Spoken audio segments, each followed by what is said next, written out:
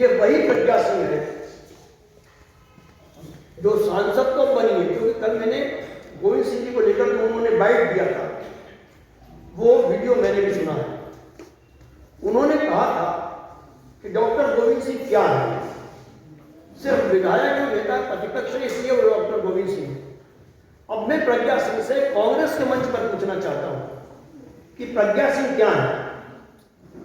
दुर्भाग्य से चुनी गई एक सांसद है, उससे हटकर वो आतंकवादी है, क्योंकि मालेगांव में अभी भी बरी नहीं हुई है विस्फोट में।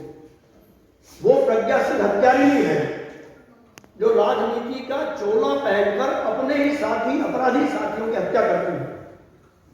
और गोविंद सिंह जी एक राजनीतिक संत है। प्रज्ञा सिंह जब पैदा नहीं हुई होंगी तब से वो राजनीति कर रहे हैं। और मैं चुनौती देता हूं प्रज्ञा सिंह जी को कि वो डॉक्टर गोविंद सिंह जी के खिलाफ बोल कर देख लें, फिर वो क्या है मालूम पड़ जाता है। और जहां तक सीडी का प्रश्न है, भारतीय जनता पार्टी के नेता ही अब चाह रहे हैं एक दूसरे का ऑपरेशन करने के लिए कि वो सीडी उजागर हो जाए। सीडी संजय जोशी जी की भी आई थी, सीडी इनके प्रचारक प्रदीप जोशी जी की भी आई है, और 1008 श्री 1008 राघव जी की भी आई है। तो आने दीजिए और भी आ जाएंगे। और जिनकी सीडी है वही ज्यादा घबरा रहे हैं, मुझे लग रहा है। बाकी का तो भाजपा का कोई व्यक्ति बोल नहीं रहा। और जिस दिन कमलनाथ जी के कहे अनुसार सीडी जारी हो गई या उन्होंने एसटीएफ जांच एजेंसी उसको दे दिया, कोर्ट में दे दी, तो शिवराज सिंह जी का आधा मंत्रिमंडल और इस आरटीओ के दफ्तर में जो नया दफ्तर शिफ्ट हुआ है उसमें बैठे हुए आधे पदाधिकारी चटक जाएंगे। और एक मिनट मैं एक और निवेदन करना चाहूंगा कि हमें उस बात पर भी आपत्ति है कि जो आरटीओ दफ्तर में भाजपा ने अपने कार्यालय को शिफ्ट किया है न्यूनतम किराए पर, उसका समझौता जो परिवहन विभाग से हुआ वो जारी किया जाए। कोई भी राजनीतिक दल सरकारी संपत्ति को किराए पर नहीं ले सकता है, और वो भी न्यूनतम किराए पर एक लंबे अवधि के लिए। हमारा सीधा आरोप है और हमें आशंका है कि शायद भारतीय जनता पार्टी 11 महीने की सरकार है, 10 महीने की, वो सरकार जाने के पहले कैबिनेट में आरटीओ की जमीन भी हड़प सकती है, ऐसा फैसला करवाना चाहते हैं। और वो हम नहीं होने देंगे, हमारी सरकार नहीं होगी। आपराधिक मानसिकता के तहत उन दुकानदारों को, मैं बार बार कह रहा हूं, जो उन्हीं की पार्टी की विचारधारा के हैं, उनको विवशता के बाद हटाने के लिए उस बिल्डिंग में भारतीय जनता पार्टी ने बेसमेंट में अपने ही लोगों से, भारतीय जनता पार्टी का कार्यकर्ता है, उससे उस बिल्डिंग में आग लगवाई। उसका मैं भी आपको प्रेस कॉन्फ्रेंस के 10 मिनट बाद मैं तो निकल जाऊंगा, मगर हमारे एडीजी हमारे सहयोगी हैं, वो वीडियो फुटेज आपको दे रहे हैं कि कौन व्यक्ति बीजेपी की अब ये कहेंगे कि आप बीजेपी की दफ्तर में आग लगाते हुए सीसीटीवी फुटेज हमारे पास कहां से आया, तो वो मैं आपको नहीं बताऊंगा। हमें भाजपा के व्यक्ति ने भेजा है, ये इतना संकेत दे सकता हूं। वो वीडियो फुटेज आप देखिएगा, भारतीय जनता पार्टी का व्यक्ति ही उस बिल्डिंग में आग लगा रहा है ताकि दुकानदारों को पैसा नहीं देना पड़े, उनका सामान जो ऑफिस का है, जो उनकी दुकान का सामग्री है, वो जल जाए और वो लोग आग के हवाले होने के बाद खत्म हो जाए।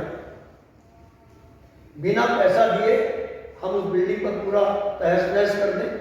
ये चरित्र, ये अपने ही लोगों को भारतीय जनता पार्टी किस तरह आपराधिक मानसिकता के तहत खत्म करना चाहती है, उसकी मैं सीसीटीवी फुटेज आपको दूंगा। और कौन व्यक्ति है उसका भी मैं फोटो आपको नहीं दे रहा हूं।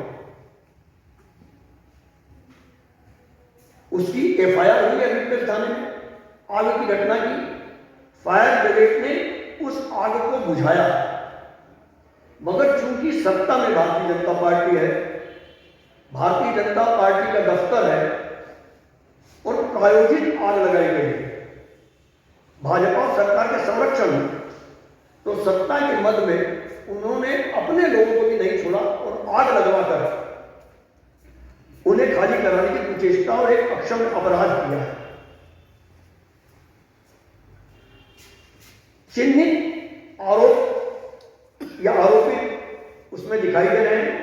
मैं फिर कह रहा हूं आपको कि उसके फुटेज और उनका फोटो जो आग लगाने वाला उसका भी मैं आपको फोटो दे रहा हूं। भाजपा ने आज तक थाना हबीबगंज पुलिस ने भाजपा और सरकार के दबाव में आज तक उस आरोपी को गिरफ्तार तो नहीं किया है, उससे पूछताछ करने की भी हिमाकत नहीं की।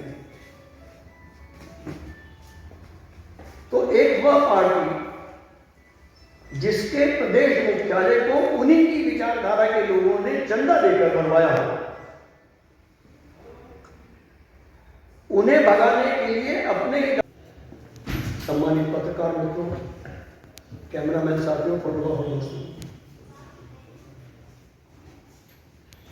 लगातार आज दूसरे दिन आपको कांग्रेस पार्टी ने आमंत्रित किया है